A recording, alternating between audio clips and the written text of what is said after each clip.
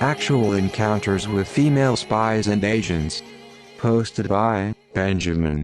July 29, 2013. Notice to readers. This month I will be on sabbatical away from the internet and so have prepared the next few newsletters based on topics that are not time sensitive. Female agents have long been a key source of power. The Jews celebrate Purim based on the tale of the wife of a king who saved her people by persuading him not to persecute them. The ruling bloodlines of Europe claim descent from King David of Judea. According to their legend, when Judea fell to the Babylonians, all of David's male descendants were killed. To protect the bloodline of David, his elite guards began to protect his female descendants. Their modus operandi was simple: marry one of the female descendants to a king and have her educate his children and heirs. In this manner, female agents secretly usurped power in the West from traditional kingly bloodlines.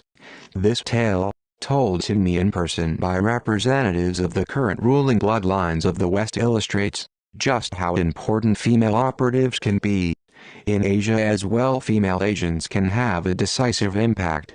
In Japan, for example, it was recently discovered that a very large percentage of graduates from Japan's elite military academies had married Chinese agents. Then of course there is the well-known story about former Prime Minister Ryutaro Hashimoto and his Chinese spy girlfriend. I actually met her once and can say she seemed charming and attractive. Of course Hashimoto died from a poison that was inserted into his anus, although it is not believed his Chinese girlfriend was the one who administered it. That is not the case, however, with Kim Jong-il, who was killed, according to several different sources, by a stroke-inducing poison administered to him anally by a Swedish female agent. In any case, all I can say is that when dealing in bed with such agents, is to watch your ass. My personal encounters with female agents have been very educational, to say the least. First of all, I must admit that for much of my reporting career, the thought of female agents never really crossed my mind as something that really existed. However, now that I think about it, when I was working with Forbes, one of my scoops was to report that North Korea had an atomic bomb.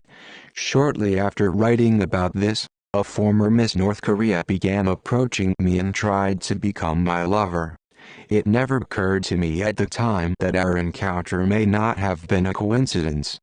By now, though, I have learned to be thoroughly suspicious of rare beauties who throw themselves upon me.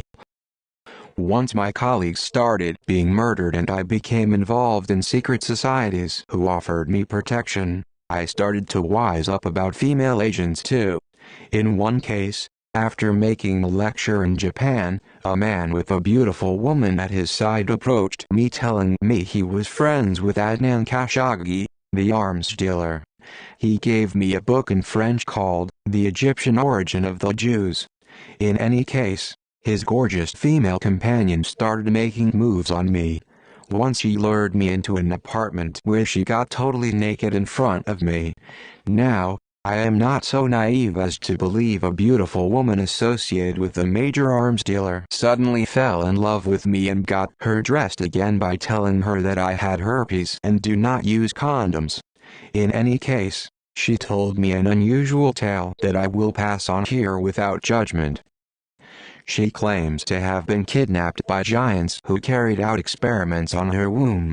Her descriptions of these giants were very close to descriptions of the Anunnaki reported on occult websites. In another case, the daughter of Miss Arutakumi, the former number 2 boss and head of financial affairs for the Yamaguchi Yumi Yakuza syndicate, approached me, also after a public speaking engagement. She had knowledge of my sexual preferences that could only have been gleaned by somebody eavesdropping on my most intimate moments. I declined her offers of intimacy, but, curious, I spent time with her socially.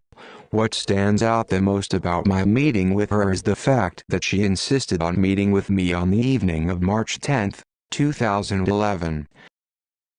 She said she wanted to take me to a special Japanese-style chiropractor. The man we went to see was not the one she expected.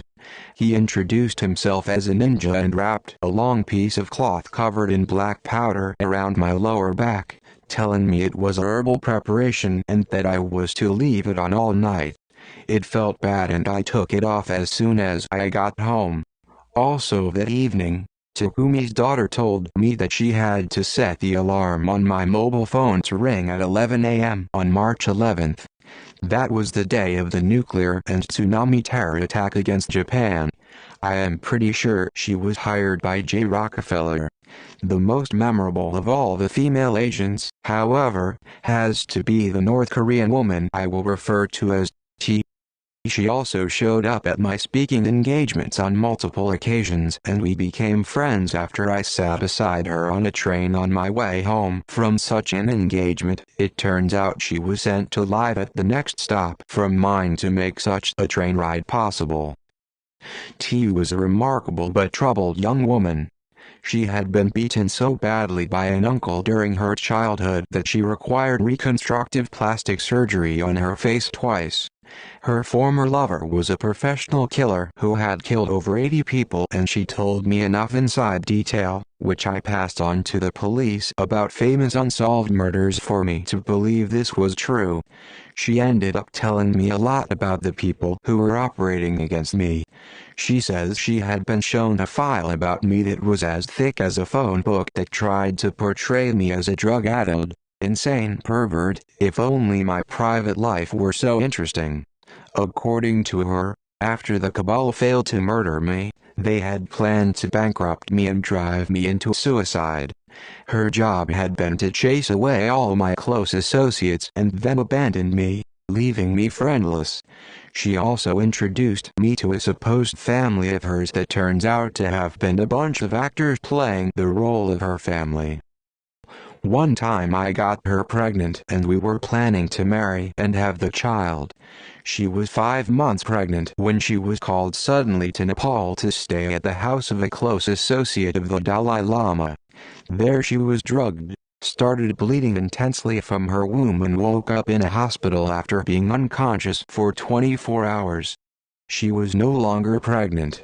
There is a whole book to be written about this young lady, but suffice it to say I realized we would both remain in danger if we kept seeing each other. When this is all over, I will find her again. I will also personally seek out the Dalai Lama and seek a full explanation for why his thugs in Nepal did what they did. The man is a criminal pretending to be a great religious figure. He will get his justice. All I can say is that love and international intrigue do not mix well.